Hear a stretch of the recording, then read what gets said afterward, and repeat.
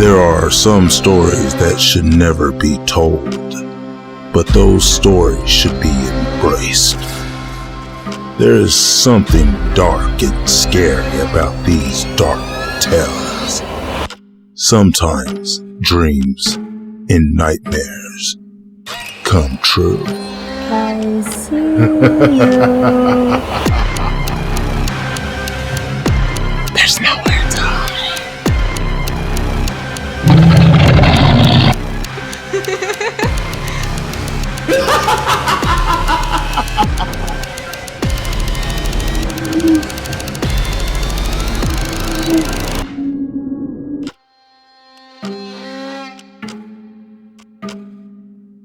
Silver Swan Audio Oddities.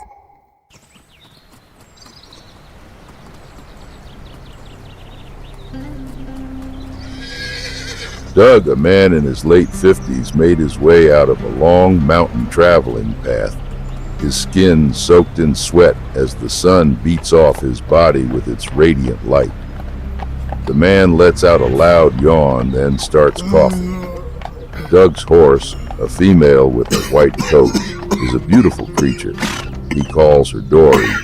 She's been his traveling companion for 2 years going on. The old man steadies his horse down a couple of steep hills onto a rocky path. The man uses the flank strap to make Dory yield to a stop as they reach the bottom, where the ground is wet dirt with muddy parts all over. For a brief moment, Doug looks around, taking in the area. He squints his eyes, searching the tree brush for any hidden secrets. His dirty face with sun damage is in view as he takes a big swig of water from his rawhide canteen. The water hits the back of his throat, and he gurgles the water, and some of it spews out his nose and mouth all at once. His beard is drenched in water now. He chuckles, then climbs off his horse. He walks with a limp due to a past injury from a gunfight at a saloon years ago. He stops, then he is leaning on the horse and petting her. She makes her sounds and brushes her head into his right hand. Doug grabs a bag attached to part of the saddle and placed a bucket to the ground, then poured Dory some water to drink. The horse made a sound, seeming to be delighted at Doug's offering. The horse drinks, lapping up the water. Doug kissed the side of its neck, then walked away, taking in the scenery. He places one hand up to block the sunshine from blinding him. He tries to look up over a rocky stone hillside. The sun is making it hard for him to see what is happening, but he could make out a silhouette of a man running towards him. He couldn't tell if the man has a weapon or not. The sunlight is too much to bear. Doug walks back to his horse and picks up the now empty bucket. "Come on, girl, we need to be heading away now," he says, grabbing the flank strap.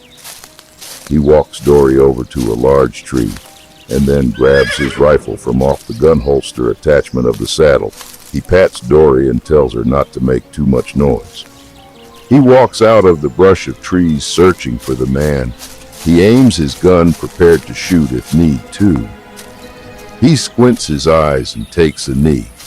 The sound of the forest enters his ears. He listens, trying to pick up on any sounds that would be made by a human. Just as he hears a dozen of twigs snap and break, he turns, seeing a muscular Indian man squatting down, making his way over to him. The Indian is covered in scratch marks. He holds a bloody knife in one hand. Doug, in a hurry, aimed his rifle but stopped himself from opening fire. The Indian had held up one hand, indicating he is not a threat. He even faced the knife-welding hand to his backside. The Indian placed one finger by his lips, sighing to Doug not to make a sound. Doug shouts, "Stop where you are, Redskin, or I'll shoot." The Indian points in the direction he had ran from and tried to explain that he is being chased. He made facial expressions and moves his free hand, playing out whatever is coming after him, trying to describe what it is. But Doug just didn't get it. He just couldn't bring himself to have any trust for the Indian. But he could tell the Indian is badly wounded. Some of his skin on his back was open with flesh dangling to a fold, exposing raw pink muscle. The look in his eyes of terror said a lot. Doug felt in his gut the Indian was warning him that something terrible is in the area. Doug then heard it, a loud roar. The Indian faced away from Doug. He started speaking in his native language, seeming to build himself up, ready to defend himself from the mystery beast. Doug decided 2 against 1 would be a better outcome of survival. Doug pointed his gun away from the Indian, then towards where they heard the roaring sounds.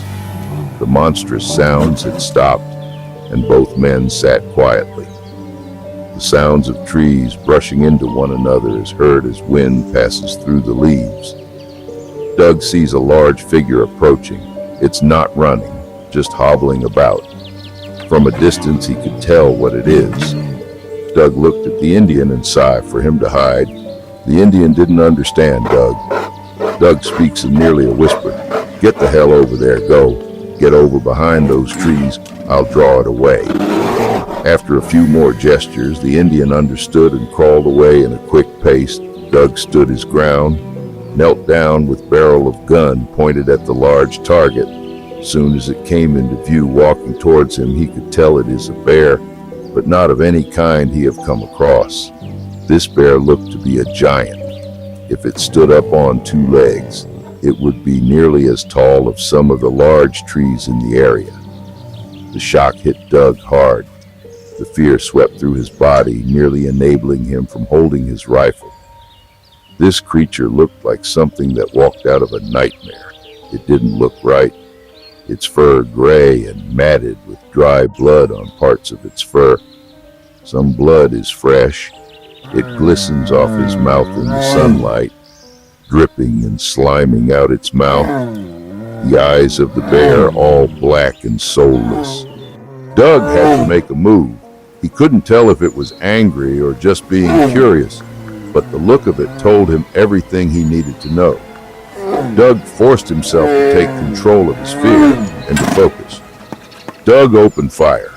2 shots. The bear ran at him. Doug jumped away, landing in a mud puddle. The bullets did not stop the wild bear. The bear bites into Doug's shoulder and shook him, the rifle fling from his grip, smacking into a nearby tree. Doug yells in pain, feeling his blood coldness spreading all over the right side of himself. The bear lets go after a loud thud sound was heard. A tomahawk had hit the bear in the back of the head. The bear turns, seeing the Indian man standing in the tree. The bear stands on 2 feet, stretching up, then roars loudly.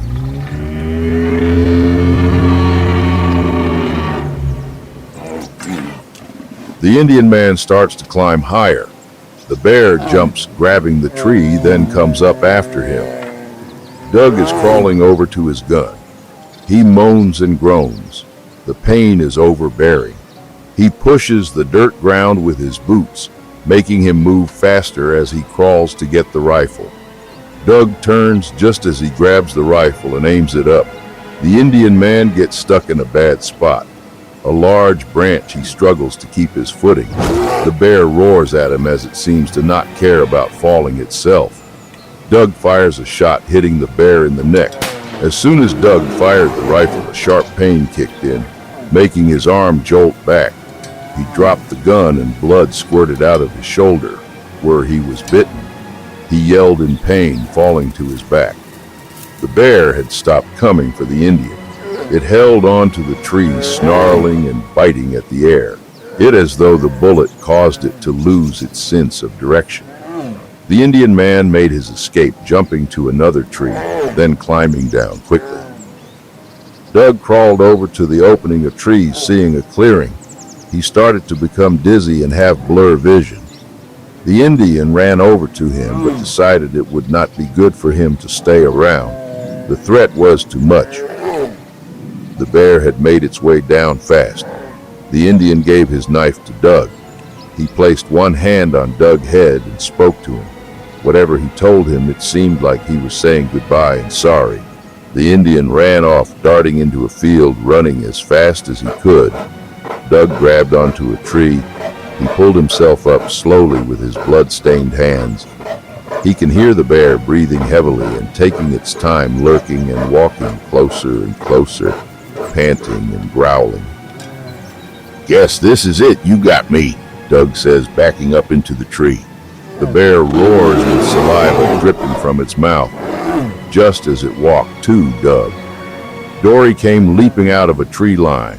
The horse ran right over to Doug. Doug, with all his might, jumped, grabbing the saddle and forcing himself up into the seated position. Something he thought he could never do, maybe if he was younger, but he has been worn down and weak for such a long time. Whatever the energy came from, he took it and made it work. Dory sped off, and the bear chased after them.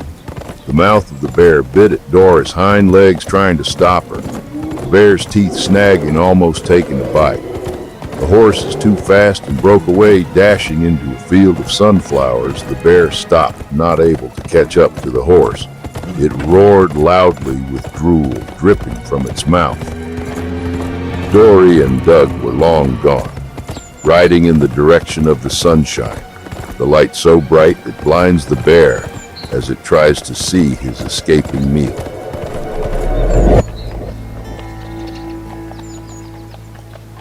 A lot of time has passed since the encounter. "Good girl, you saved me. You're a good friend, Dory," Doug says as he tries to keep his position on the horse. His eyes start to roll up in his head, but Dory makes a couple of sounds, trying to keep her owner alert. A town is in view, and Dory is taking Doug there.